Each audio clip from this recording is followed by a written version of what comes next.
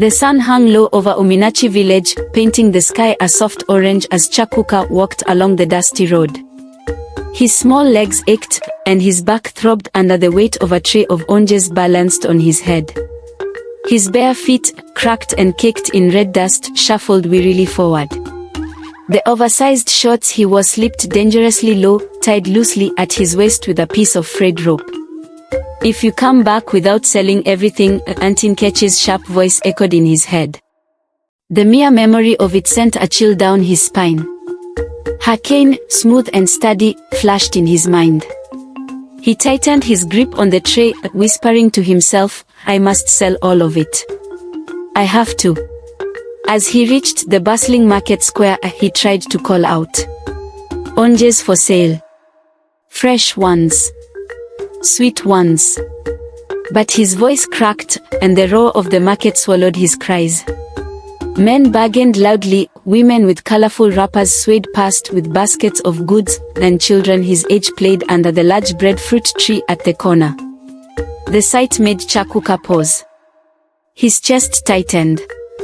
He used to play like that with Papa back when everything was bright and happy. Before Mama's hands grew cold, and Papa's deep voice stopped booming through their small house. But life had changed. He wasn't Chukwuka, the loved son of a carpenter, anymore. He was Chukwuka, the hungry boy burdened by the weight of oranges and Auntie Nkechi's insults. Hours passed, and the tray grew only slightly lighter. The market crowd thinned. People rushed home as the first shadows of evening stretched across the village. Chukwuka hadn't eaten since yesterday, but hunger was a familiar ache, one he'd learned to ignore. His eyes burned from the sweat trickling down his face. He stopped under a wilting mango tree, set down the tray, then crouched. "What will I tell Auntie Nkechi now?" he muttered. His breath hitched, and tears gathered at the corners of his eyes. He thought of her already waiting in their small mud house, her face set in anger, cane resting beside her. Last time, she had beaten him until he couldn't lift his arm. And that was for spilling just 2 oranges. "No one understands," he whispered to the dirt. A woman in a yellow blouse walked past, her hands laden with firewood. Chukwuka raised his hand feebly. "Oranges. Sweet oranges, Mama." The woman glanced at him and paused. For a moment, Chukwuka thought she might stop. Maybe she'd pity him. But she just shook her head, clacked her tongue, and kept walking. Chukwuka lowered his hand and wiped his face with the hem of his shirt, leaving streaks of red dust on his skin. He picked up the tray, determined to sell the last few oranges before returning home. He shouted louder this time, even though it made his throat ache. Finally, just as the sun began to sink completely, a man on a rickety bicycle stopped. "Oga, buy sweet oranges," Chukwuka pleaded, mustering a weak smile. "How much?" the man grunted. Chukwuka's voice trembled. 2 naira, Oga. They are very sweet." The man handed him a crumpled 5 naira note and grabbed 3 oranges. Without a word, he cycled away, leaving Chukwuka bowing in gratitude. "Thank you, sir," Chukwuka whispered, even though the man was too far to hear him. With all the oranges sold, he started the long journey home. His pocket jingled faintly with coins, but the money felt heavy in a different way. It wouldn't matter how much he brought back. Auntie Nkechi would still find something to complain about. She always did. As he walked past the edge of the village, his steps slowed. The cemetery loomed ahead. His mother's grave was there, tucked near the corner under a lone, tired palm tree. He knew he shouldn't stop. Auntie Nkechi's cane waited for him at home, and she'd punish him worse for returning late. But his chest ached with a kind of heaviness he didn't understand. He veered off the road and walked toward the mound of dry, cracked earth. Chukwuka knelt by the grave and set the empty tray beside him. The ground was cool under his hands, and the scent of wilting grass filled the air. For a moment, he just stared, his lips quivering. "Mama," he whispered.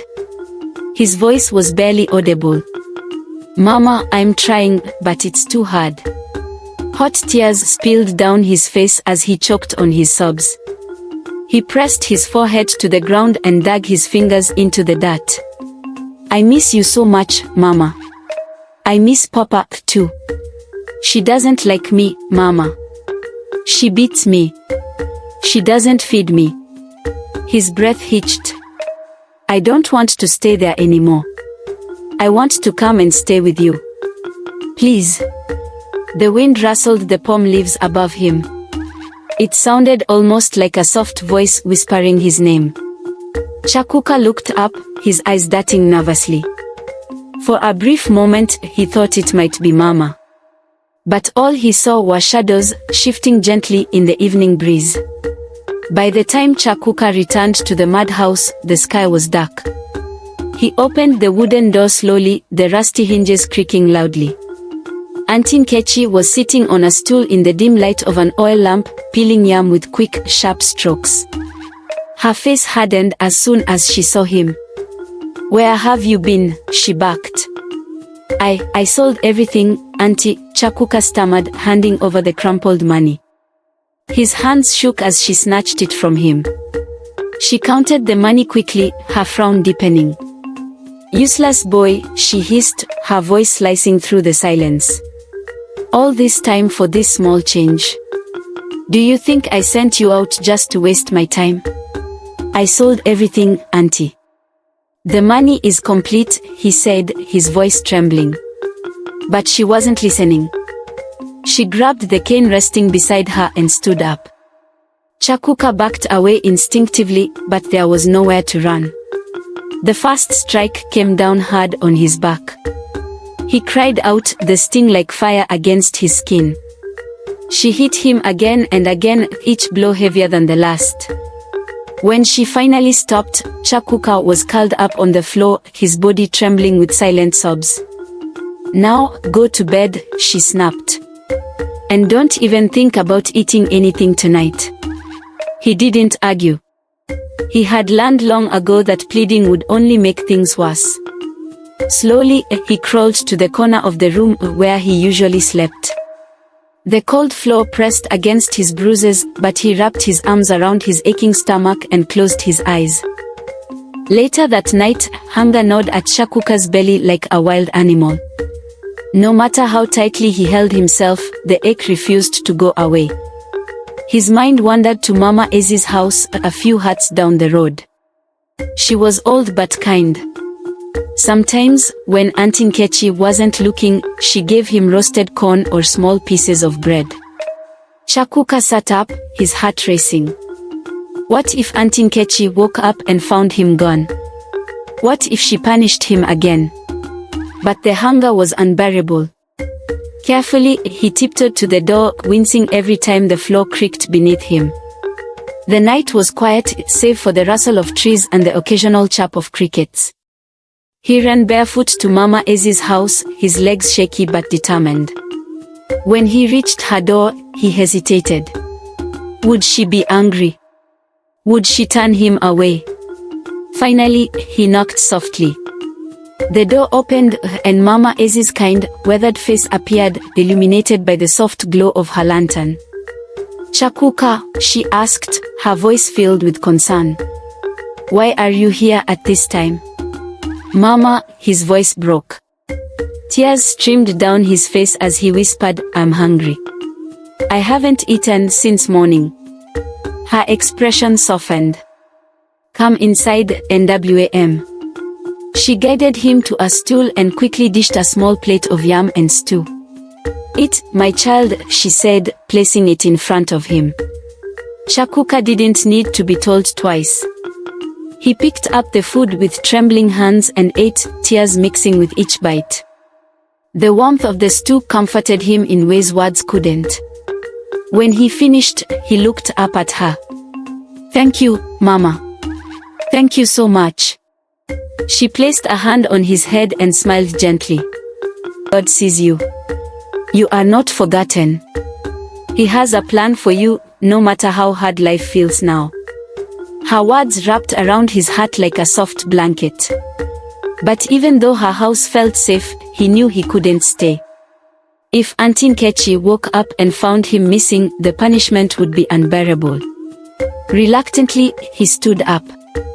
"I have to go now," he said softly. "Thank you. Be careful, Chukwuka. If you ever need anything, you know where to find me." As Chukwuka walked back to the madhouse, his stomach felt full, but his heart still carried the same weight. He stared at the small cracks of light coming through the wooden door ahead. With a deep breath, he stepped inside. He lay back down on the cold, hard floor, curling up into himself. His eyes fluttered shut as sleep claimed him, and for the first time that day, he dreamed, not of pain or hunger but of Mama's laughter and Papa's warm hands. The world outside was still cruel, but in his dreams, it wasn't. For now, that had to be enough.